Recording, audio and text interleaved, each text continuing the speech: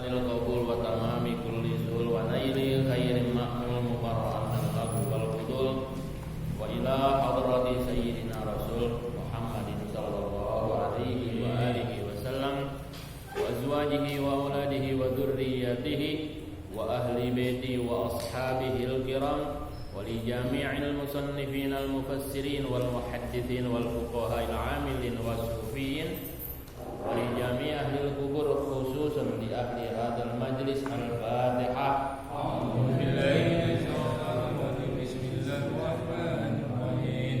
Alhamdulillahi rabbil alamin. Arrahmanir rahim. Maliki yaumiddin. Iyyaka na'budu wa iyyaka nasta'in. Ihdinas siratal mustaqim. Siratal ladzina an'amta 'alaihim ghairil maghdubi 'alaihim sampai tadamu ya. Bismillahirrahmanirrahim. Ayat berapa? Surat Al-Ma'arij ayat 17. Ya. Surat Al-Ma'arij ayat 17. Bismillahirrahmanirrahim. Alhamdulillahirabbil alamin wassalatu wassalamu ala sayyidina wa syafi'ina wa maulana Muhammadin sallallahu alaihi wa alihi wasallam wa ala alihi wa ashabihi ajma'in. Rabbi shrah li sadri wa yassir li amri wahlul 'uqdatam min lisani yafqahu qawli waj'al li waziran min ahli. Subhanaka la ilma lana illa ma 'allamtana innaka antal alimul hakim. La haula wala quwwata illa billahil aliyyil azim. Amma ba'du. Wa bi sanadil muttasil ila al-imamil muallif rahimahullahu ta'ala wa adaman nafa bihi wa bi ulumihi fid dharain amin. Wa qala wa yaqulu subhanahu wa ta'ala azza wa jalla wa ala tad'u man adbara wa tawalla wa jama'a fa'awa. Gitu kan?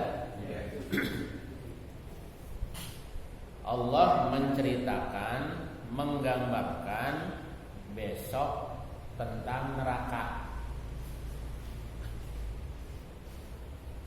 Allah menggambarkan, menceritakan besok tentang neraka.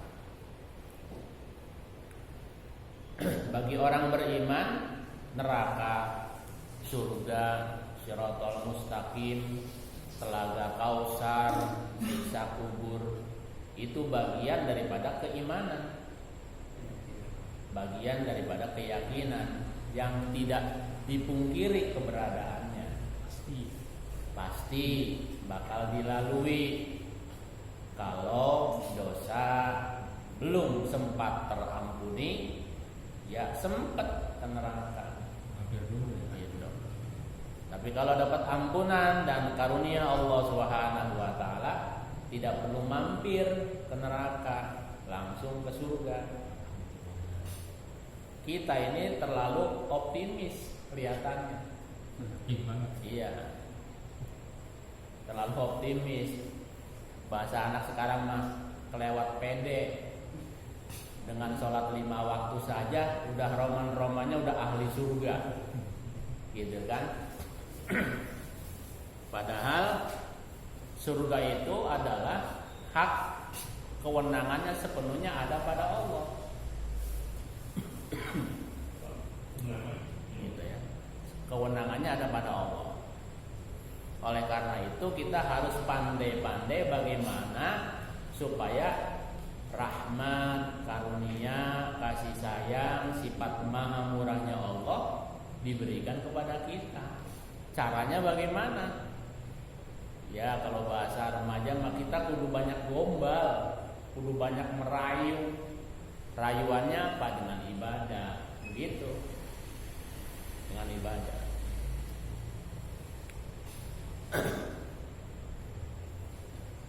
Allah ceritain nih mengenai neraka besok. Kata Allah, tad'u Neraka itu memanggil-manggil, bahasa Inggrisnya ngawe-awe. Ya, manggil-manggil, sini bang, gitu. Dipanggil tuh sama neraka. Ya, sinilah begitu. Siapa yang dipanggil? Ya halus gitu. Sini bang, sini. Siapa yang dipanggil? Tandain. Jangan sampai kita lupa nandain jadi ke situ ntar. Man adbaro, orang yang mangkir, wa tawalla dan berpaling. Diajak sholat kagak mau, diajak puasa kagak mau, diajak ngaji nolak. Mangkir. Dulu di dunianya mangkir mulu. Diajak ibadah, pokoknya namanya ibadah mah ogah aja gitu. Nah itu tuh yang bakal dipanggil. Jadi ada apa? Ada tandanya. Di mana? Di jidatnya. Begitu. Stempel. Ahlun nar. Waktu sakaratul maut juga udah ada stempelnya. Dia itu bakal kemana tuh? Ada. Cuman kita kagak bisa baca, karena itu wilayah gaib. Begitu. Jadi yang dipanggil-panggil kayak begini. Kalau yang pernah umroh ketika kita sampai di mana? Di apa sih namanya tuh? Di bandara ya, di bandara. Ketahuan kan merah putih misalnya. Ya kan? Merah putih. Indonesia, sini kan gitu. Kalau misalnya di sono handlingnya gitu kan, Al-Furqan, dilihat ada tulisan Al-Furqan.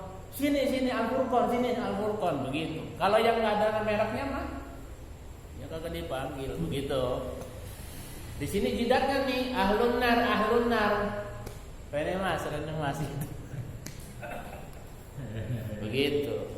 Asalnya kenapa? Tadi tuh sudah menyetempel dirinya dengan nolak ibadah. Sampai mati kagak bisa baca Quran, legirang-girang aja. Giliran nggak punya duit makan galau. Puyeng 7 keliling, gitu kan? Puyeng 7 keliling kalau nggak apa?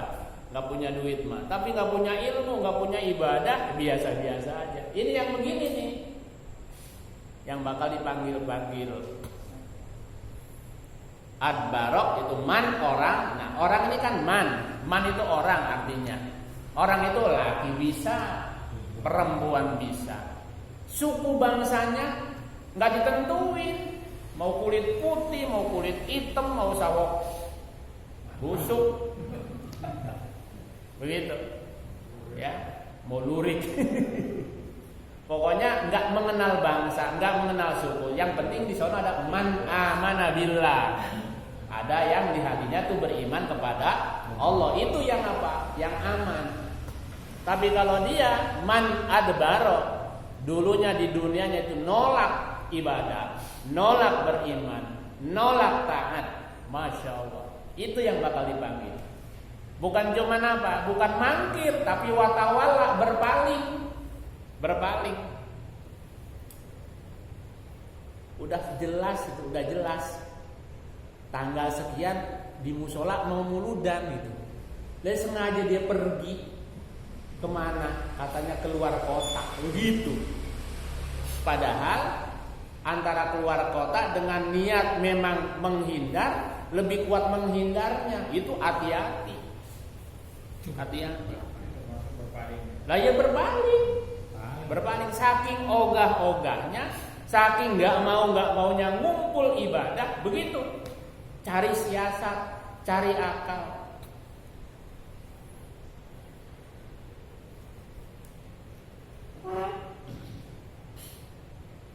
Lah senam sampai diumumin itu tadi pagi. Iya. Katanya untuk warga RT RW sekian jam 7 siap senam, pakai masker. Saya dengerin itu Dan waktu senam boleh masker dibuka. Begitu. Tapi giliran ngaji nggak ada. Nah, orang saya ngajar di situ kok. Maksud saya senam oke. Ibadah kudu gitu maksud saya. Lah iya. Jangan senam mah diapain? Dianjurin betul gitu kan. Ibadah kudu. Karena apa? Dua-duanya dunia akhirat penting.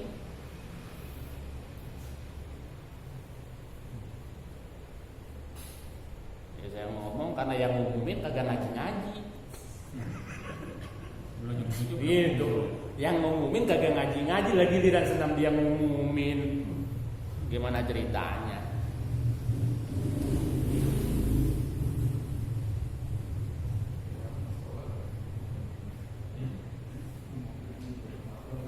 Penting itu, karena itu kan kesehatan, olahraga penting, naik sepeda penting. Enggak larangan, malah dianjurin. Dalam apa? Dalam peribahasa Arab disebutin al-aqlus salim fi jismis salim. Akal sehat itu sangat bergantung dengan tubuh yang sehat. Artinya bahwa agama itu menganjurkan untuk berolahraga, nggak dilarang. Tapi kalau olahraganya dikerjakan, ibadahnya kagak, itu namanya keliru. Keliru, nyelamatin di dunia tapi nyusahin di akhirat. Di dunia kan sebentar. Itu udah disinggung, udah disindir sama Bang Haji Roma Irama. Ayo dari pagi kan gitu ya. Tapi katanya suruh sholat subuh dulu, kan gitu lagunya.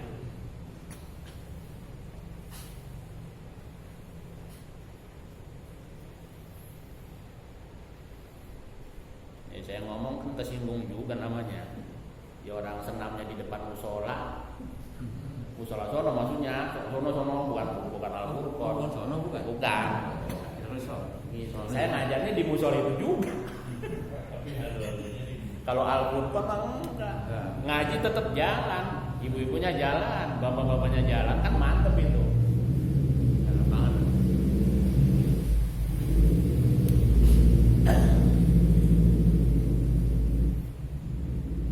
Sampai kedengaran kemana-mana. Jadi nanti yang dipanggil itu orang-orang yang mengelak, yang melintir, ya, yang melintir. Nah sekarang nih Ustadz ngomong apa aja sampai ngebusa juga nggak percaya. Sekarang mah nih kenapa belum dialami?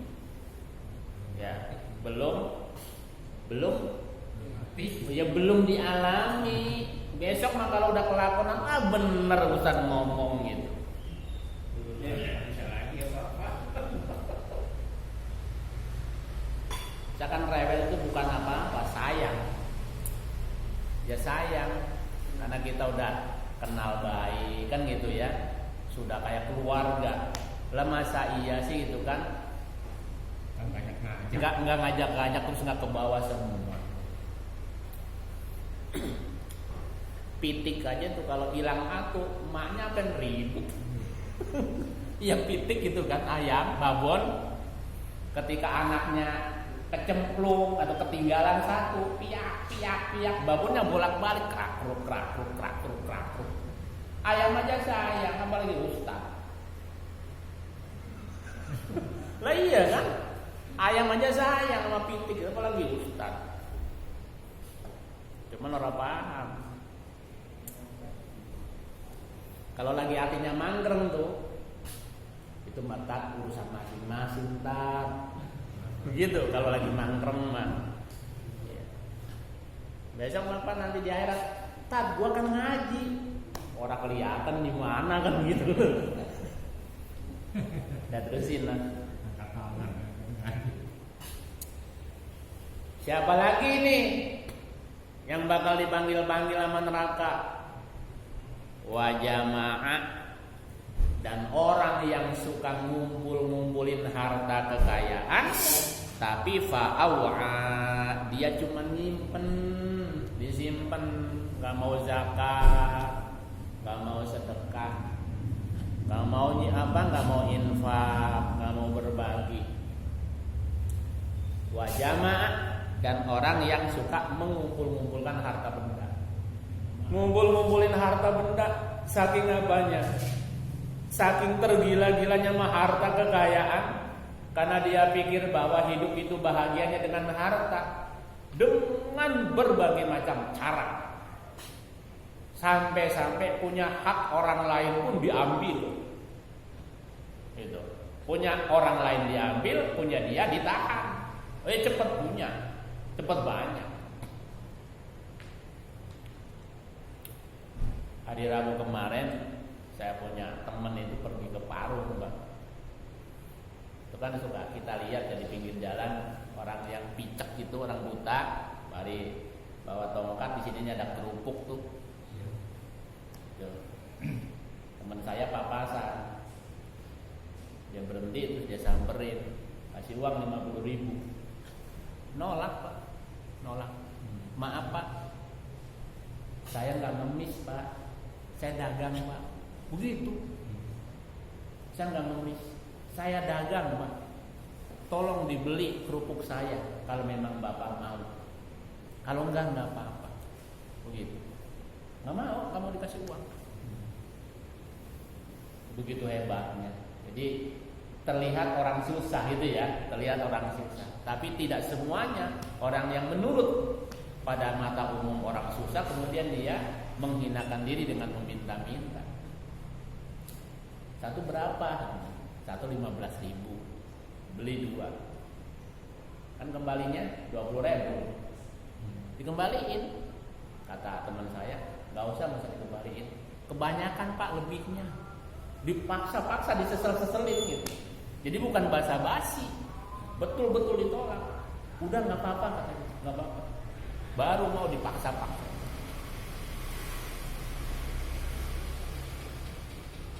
Yang kadang kita heran, ya itulah tadi, karena ubud dunianya terlalu dahsyat, cinta sama dunianya, udah pendapatannya besar, asetnya banyak, masih juga korupsi gitu, kan hebat banget gitu. Kadang-kadang kita nggak habis pikir gitu. Karena apa? Ya tadi, dalam benaknya kebahagiaan terletak dalam materi. Nah, kalau kita baca kitab Wasiatul Mustafa li Ali ibn Abi Thalib, nasihat-nasihat baginda Rasul kepada sahabat Ali. Gitu.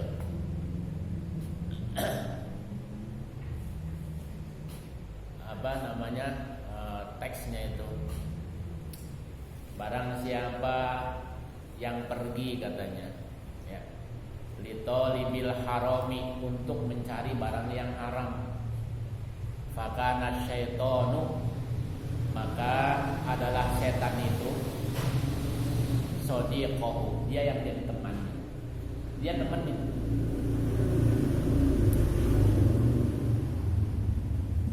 Wa in kana raqiban, dan jika orang itu misalnya mau mencari barang-barang yang halal, yang haram, dengan cara berkendaraan, fakana rodifahu, maka setan itu akan bonceng di belakangnya. Pokoknya dikuntit kemana saja. Jangan sampai dalam pikiran, jangan sampai muncul di dalam hati sanubarinya ada pencerahan untuk bergeser dan berubah mencari yang halal. Betul-betul dikuntit, terus aja dikawal, kagak bisa mingser itu. Makanya terus tuh haus. Itu nggak kelihatan tuh apa yang dia punya. Nah, ini diancam oleh neraka. Siapa yang bakal dipanggil-panggil, diseru-seru, gitu kan?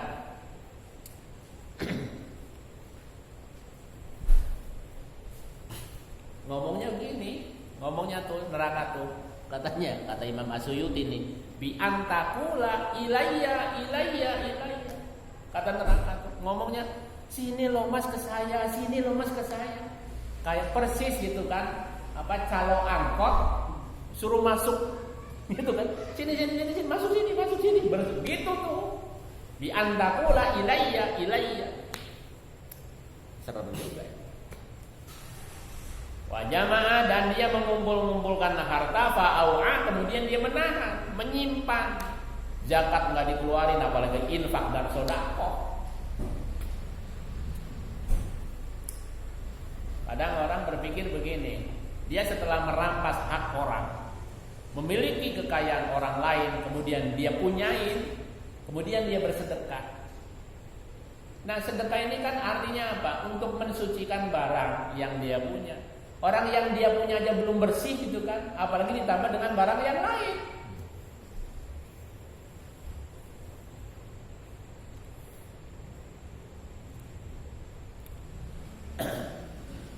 Innal insana, inna sesungguhnya al insana manusia khuliqa tercipta haluan. Haluan itu kadang-kadang berkeluh kesah, ya. Berkeluh kesah, ya. Berkeluh kesah, galau mulu, gitu kan? Ya. Wa idza massahu syarru, idza bila mana massahu menimpa kepadanya asyarru keburukan, bagaimana tuh? Jazua, maka dia galau, frustasi, ya, kecewa. Kayak sekarang ini kan dari awal corona tuh terus kirain makin kesini makin apa? Makin berkurang, gak taunya makin mengerikan, makin mengerikan. Gitu. Ini sekedar analisa doang nih, mah. Salah bisa jadi, namanya juga analisa. Makin kesini kan yang kita lihat bukan orang kecil yang kena, Pak. Tokoh-tokoh besar, pejabat-pejabat tinggi, gitu kan. Semuanya orang-orang besar. Maaf, yang dalam tanda kutip mereka sangat selektif sekali, sangat hati-hati, kan gitu. Pokoknya begini, protokolnya betul-betul dijaga. Betul-betul dijaga. Ini dari sisi agama analisanya. Saya khawatir bahwa kemudian sangat hakul yakin dengan ilmunya, gitu kan? Dengan ilmunya, kemudian menggeser keyakinannya. Ini yang saya khawatir, gitu maksudnya. Yang saya khawatir, kayak tadi tuh, senamnya digalakan, bersepedanya digalakan, tapi ibadahnya menurun. Ini yang kurang pas. Mestinya lahir batin, dohir fisik, iman itu harus dibangun dua-duanya, harus seimbang.